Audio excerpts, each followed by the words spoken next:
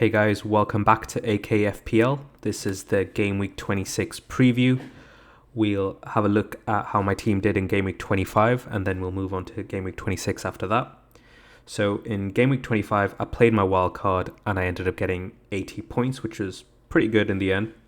So obviously I wildcarded to get rid of my bench boost players, which I used last game week. I also used it to lock up on some Leeds players and then set my team up for the double game week that was happening in Game Week 26. So overall, I probably changed about 7 to 8 players in my team. So that's about half of my team that I changed. And then I brought in a few players like Diaz and I brought in Kane. So they upgraded my starting 11. But most of my core team, I'd say, stayed the same. So I was debating for a long time whether I should wildcard at this stage or not. But I think in terms of the amount of fringe players I changed and, brought in players like Kane, I think it was worth it in the end. So the week actually was really poor initially. And I was looking at a red arrow for almost the entire weekend because I had no Burnley defender. And then Leeds did really badly in their first game. And then Spurs, who I really needed to differentiate myself from the crowd. Kane and Son both blanked. So it wasn't looking too good for me. But then luckily Leeds came through on Tuesday night. So Bamford scored and he was my captain. And then Rafinha gets a goal. And then Dallas gets a goal and a clean sheet. So I managed to get a green arrow right at the end there. Thanks to that Leeds game right at the end. So the most disappointing part of the wildcard for me was obviously I brought in Danny Ings. And that was a player I was debating with for a long time. My initial thoughts was just to go to Watkins and then just ignore Ings completely. But I thought I'm wildcarding. I really should be attacking the fixtures with that.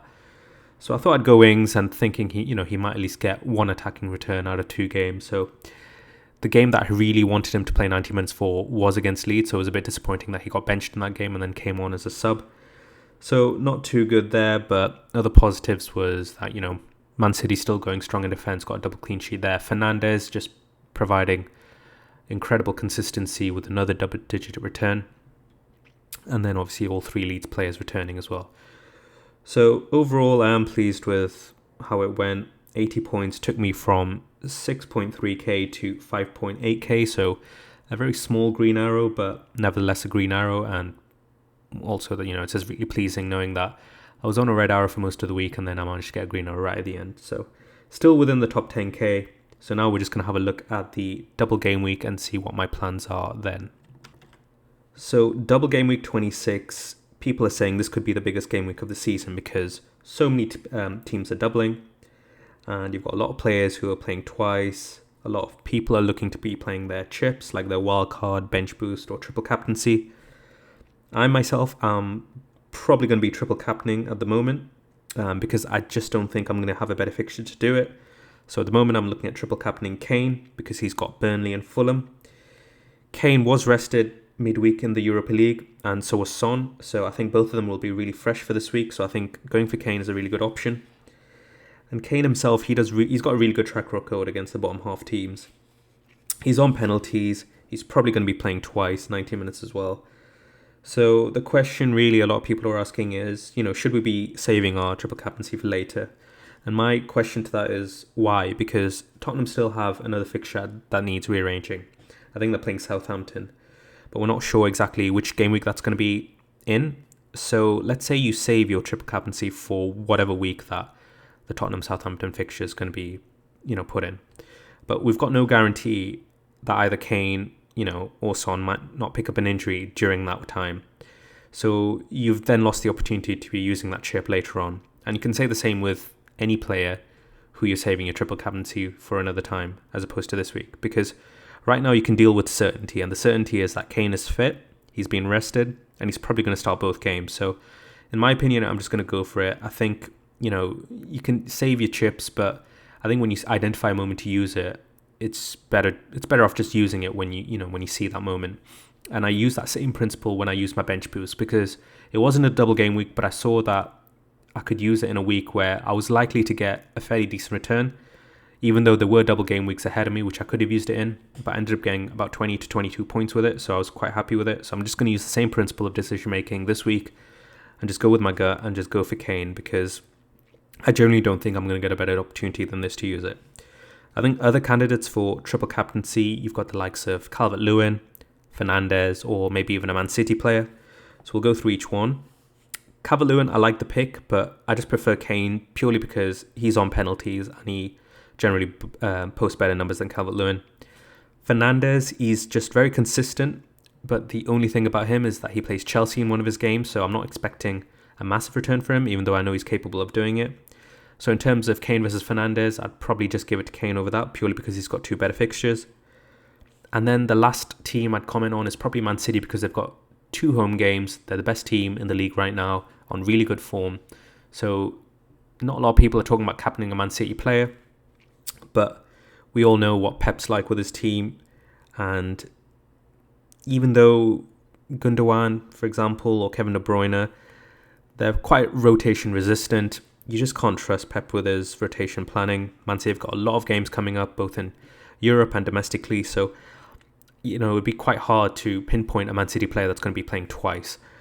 If I had to go there, I'd probably go with the likes of Gundogan or maybe even Kevin De Bruyne if you're able to bring him in on your wild card. But for me, I'm just not convinced that any of their players are going to be playing twice in these games. So I'd expect a lot of rotation with Man City. But if you really do want a differential triple captain, definitely the likes of Gundogan, Sterling, or maybe Kevin De Bruyne is where I'd go with that. So I'm totally set on triple captaining Kane. I think this could be a great week to do it. Also, he's fairly low owned. I think he's only 27% owned. So at the moment, he's 27.6% owned. So for someone like Kane, that's a really low ownership. Okay, so that's another reason to go for it this week, because if you do it further down the line, where everyone else has Harry Kane and he's like 40 to 50% owned, he's no longer a differential captain. So to go for a triple captaincy on a player who's just 27% owned, I think is a massive differential for this week. So that's one of the reasons why I'm doing it. So just moving on to my transfer plans, I think for this week I'm going to be going for Ings to Calvert-Lewin. Everton have got two really nice home fixtures. So they are playing Southampton in the first game and then West Brom in the second game. So that could be really good for them. And I think I will probably stick the vice captaincy on Calvert-Lewin as well, although I'm not really expecting Kane to miss out on any of the matches. The other thing is Everton could also get another double, and that could be massive because they're going to double in Game Week 26, and then also potentially there are rumours out there. For example, Ben Crellin, who's a very credible source, thinks that there is a chance that they could have a double game week in 28 as well. So I think it's a good time to be getting some Everton players on board. Could be a good investment for the next few weeks. I think if you're on a wild card, or if you're on a free hit, or if you're looking at taking a few transfer hits this week because you really want to attack the double game week, there's definitely a few teams that I'd be targeting. First is probably Man City, but most of us already have 3 Man City players, so not much to say about them. I think double defense is pretty safe. If you're looking to attack the fixtures a bit more, maybe you could go double attack Gundogan and Sterling, or Gundogan and De Bruyne. But I just think the double defense is just such a stronghold at the moment. And you just have that assuredness that they're going to get at least one clean sheet in these 2 home games. They're probably going to get 2, but I'm pretty confident they'll get 1 at least. So I'm sticking with the double defense. I think other teams to target would be Everton. So players like Calvert-Lewin, Richarlison, or Luka Dean. They're really good for this week. And like I said, they've got potentially under the double game week in a few weeks. And I think the other team who is really underrated in FPL at the moment are Leicester. And I think they're one of the best form teams in the league at the moment. And their fixtures are really good even after the double. So in my last video, I said I was potentially looking at getting in Maddison or Harvey Barnes. But because of the way I shaped up my wildcard, I'm now priced out of that unless I take a hit. So I'm not going to go for Leicester myself, but I think Barnes definitely, I think Madson's injured at the moment. So Barnes is a really good player, looks really threatening, very direct when Leicester play. And I think he might even be playing behind Jamie Vardy in their attack, so could be getting some good returns there. I think in defence, you've got the likes of Pereira and Castagna, who again, really good attacking fullbacks. So I think if you're on a wildcard or a free hit, definitely be looking to get in some of those players because it could be a really good way to set yourself aside from the pack. Jamie Vardy as well is a really good option. Obviously, we've got the likes of Kane, so they're sort of competing at the same price bracket. But Vardy's a really good differential as well. And lastly, the other teams I'd be looking to think about if you're on a wildcard are players from Spurs and Villa, because they've got a pretty good double game week this week and they're playing in the blank game week in 29. So obviously with Villa, there's been news that Grealish has has picked up an injury. So, we still need to see how they're going to be playing without him. That could affect the likes of Watkins or El Ghazi or some of their other attacking players. I'm still keeping hold of Martinez and playing Target as well. I'm just hoping that defensively they still can improve and it's still going to be pretty good even though Matt Cash is out. So my plan was to actually get Watkins probably this week, but I think with the Grealish news, I'm probably going to hold off and just go for Calvert-Lewin instead. I can always get Watkins close to Game Week 29 when I need him. So the only last thing I'd want to mention is that it can be really hard right now to climb the ranks at this stage. And I think a lot of people are just getting really frustrated that, they're getting in who they think are the right players, but they're just not making much progress. And that's because the template is very, very fixed at the moment. Okay, most people have 4 out of 5 identical players in midfield. A lot of people have at least one Man City defender. A lot of people have Bamford up front. So there's only really about 4 players really in most people's teams which are different. So I think in order to sort of set yourself aside, you need to be looking at a few differentials that have good fixtures, and also for not only just for this week, but also for the weeks ahead. And even if you get them in for a hit this week, it could pay back. Obviously they're playing twice now. So I'm personally toying with the idea of getting in Mateus Pereira from West Brom. So West Brom have a decent double game week this week. So they're playing against Brighton in their first game and then Everton in their second game. 2 home games. They're not the easiest games on paper, but I think most teams will try and attack West Brom, so that might leave them open up at the back. And I think Pereira is just such a talisman for their team. He takes all their set pieces on penalties, free kicks, corners potentially, and he's got the ability to get that double-digit return in him. And they've also got a good player up front now called Diagne, who's just played for a few weeks for them, but looks like a good target man. So I think him with Pereira could be a good option for West Brom going up front. The only downside is obviously it's West Brom. You're not expecting massive amount of goals. You're not expecting to win many games. But I think it's these kind of players that you need to be sort of thinking about to see how you can sort of set yourself aside from the pack. So for me to do that, I would have to get rid of Rafinha for a -4. So I can do that, and it won't, I wouldn't have to be spreading out my budget because they're both at the same price point. But I'd have to see if taking Rafinha out for a -4 is worth it this week. So that's something for me to weigh up.